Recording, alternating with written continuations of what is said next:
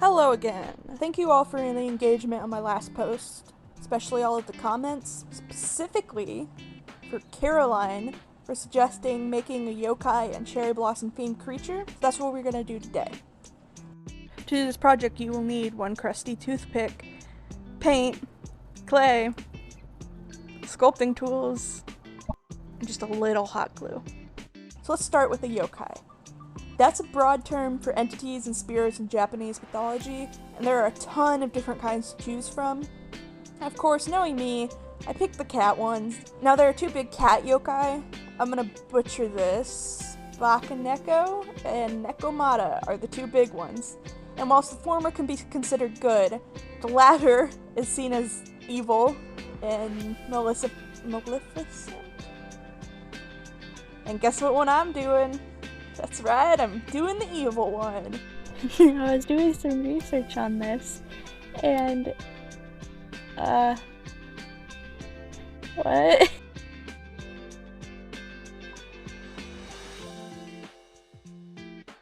Hello again. Thank you all for the engagement on my last post, especially all of the comments, specifically for Caroline for suggesting making a yokai and cherry blossom themed creature. That's what we're going to do today.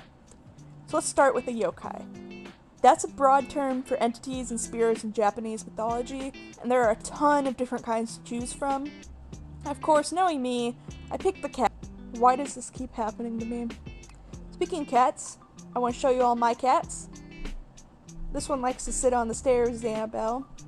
She's 16 years old, so I can't move it. Listen, okay, I can't move the cat, she's old.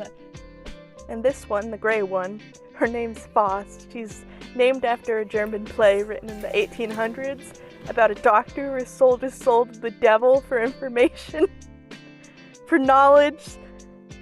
I don't quite remember where I got that name.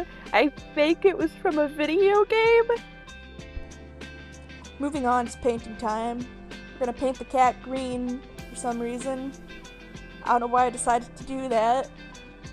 I'm also gonna give him some stripes and a pink collar for the cherry blossom aesthetic. And the trees are gonna be tree colored. Yeah, so there's a problem. That looks awful. Ooh, oh mama, that's thick. I had to drown it in glue so that it's stuck because the tails wouldn't stay on. And they're a little bit bulbous on the ends, but that's fine. It's gonna have a mountain base with some cherry blossom petals on the ground.